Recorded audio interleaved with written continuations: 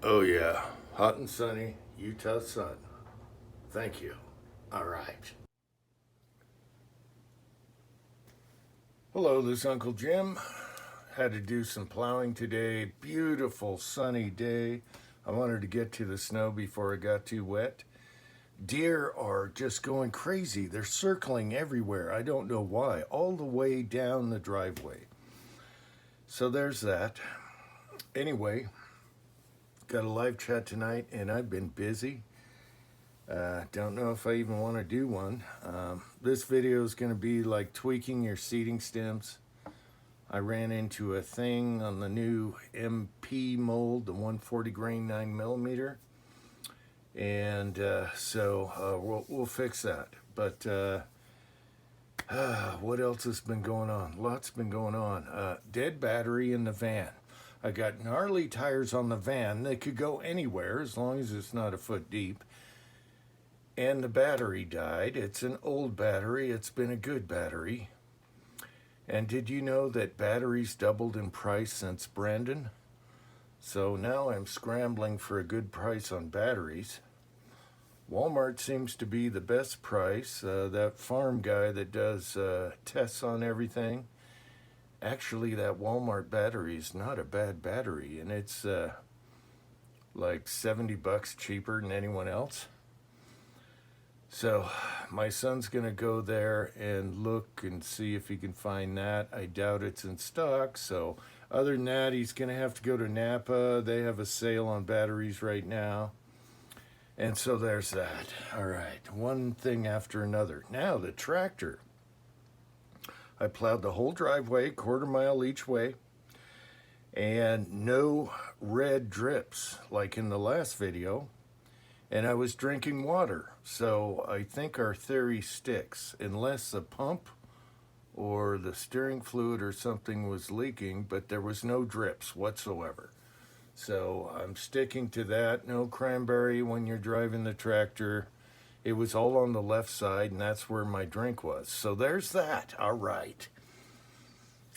Let's see. I made up these hobos with the tail wads. I got to shoot those. I haven't gotten to anything yet. All right. So, all right. Here's the problem I was having with this profile bullet. I decided to throw them on the Dillon because we're going to mass produce these. And for some reason, I'm using mostly RCBS dies on the Dillon 550. It's a very old 550. And it was leaving a mark on one side of the bullet. Just a little line, okay? And so I'm looking at it and I'm like, yeah, that's right where it is. And I've done a ton of videos on tweaking your seating stems for whatever bullets you have, whether they're Lee or RCBS or whatever. In this case, it's RCBS. I went through my stash and I didn't have anything else that fits this bullet perfect. So I either have a turret problem because the turret's loose. We're talking many years of use. This turret is probably 40 years old. It has a little wobble to it, and the line on the bullet is only on one side. Now, previously, I shimmed it with some metal tape, and that shims it up nice and tight. But then I thought, no, that's too tight. You want a little free float. And then I used copper tape, and then I just took it all off, and I have this problem again. But in this case, the bullets are going in straight. Everything's good. So all I want to do is take this outer edge off that's touching on one side, and then I can troubleshoot the turret later, but at least this won't touch anything. I've done tons of videos on tweaking your seating stems to make them work with different bullets, and they'll work with all if you know, the cone-shaped Lee and stuff like that. So invaluable tools to have are these carbide bits here. that you can do anything with. And if you can find them at thrift stores, rummage sales, garage sales, that's what we do, and get them cheap, and then start collecting them and then put them in a container like this. So in this case, I don't want to touch the bottom. All I want to touch is the inner outside edge on the inside here. And it could be the stem itself that's not right, or just the play that's going on. I don't know. But this is going to remedy this. And so in this case, I'm going to use like a ball shape for self-centering. And I only need like just a C hair. So I'm not even going to use like usually you use a drill, it'll self-center and make sure you're self-centering. But in this case, I only need like a few swipes. So usually you'll want like a ball shape that does not touch anything else. It's only doing the inner edge. And for this one, I'm thinking this is pretty good. Okay.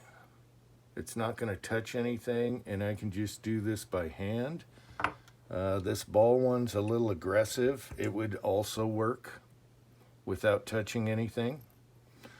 But I think we got the right one here, and this is why you want to buy different sizes and shapes.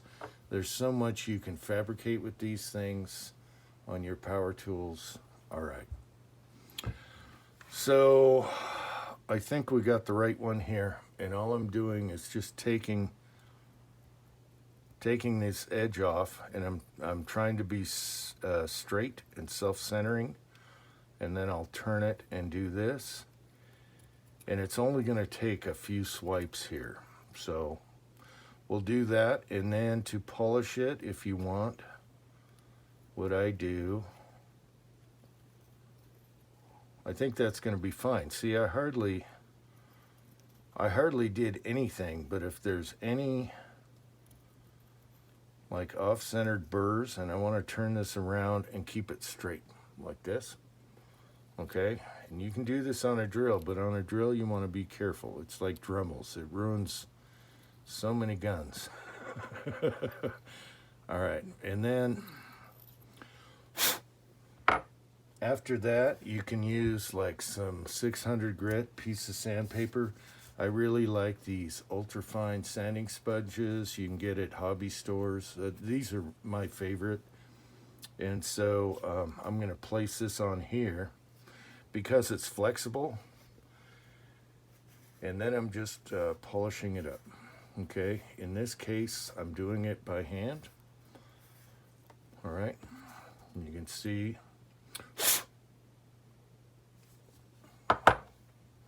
all I needed was just a hair. Let's see if I can show you this. The lighting is bad, but you can see where it's shiny, you know, within the light. That's all I took. And that's all it takes sometimes. Other times, like on the cone-shaped Lees, certain 300 Blackout bullets, you take off a little more. I might do a little more to make sure. And then if you don't have like the sanding sponge, you can take some 600 grit and kind of mash it over there. You can use oil also. And then you just want it to conform to the ball here. And I've spun this on drills before and it works really good. But in this case, we're just going by hand and just polishing what this carbide took off.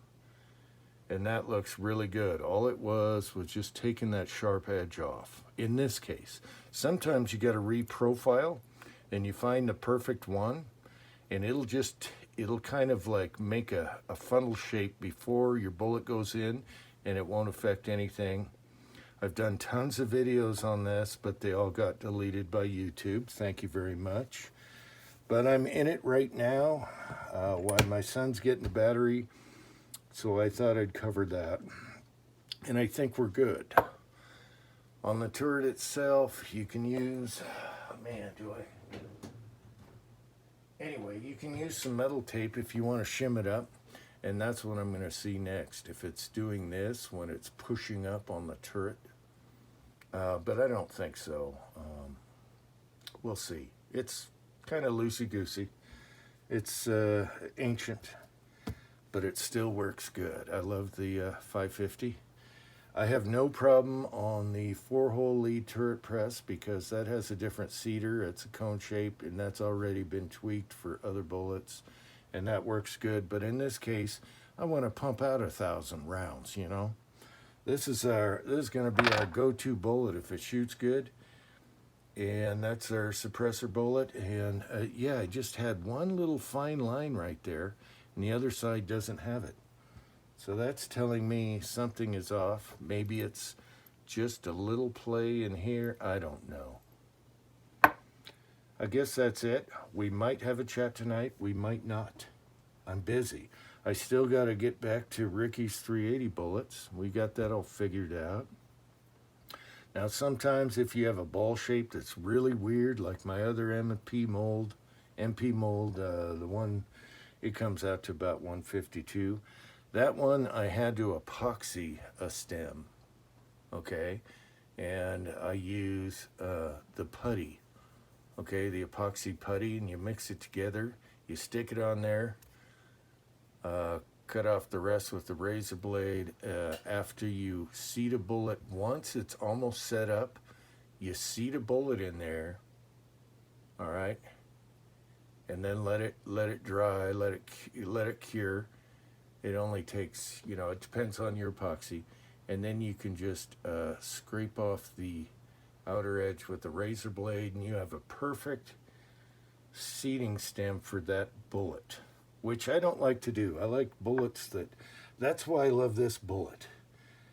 It works, you know, it's like the others, okay? And so, there's nothing worse than having to have a special thing just for this one bullet. And that's what I'm trying to avoid here. And these would shoot fine with a little, where is it? See, some didn't do it and some did. With a little tiny line there, he'd never notice, but, you know, I want it right. All right. I guess that's it. Until next time, thanks for watching.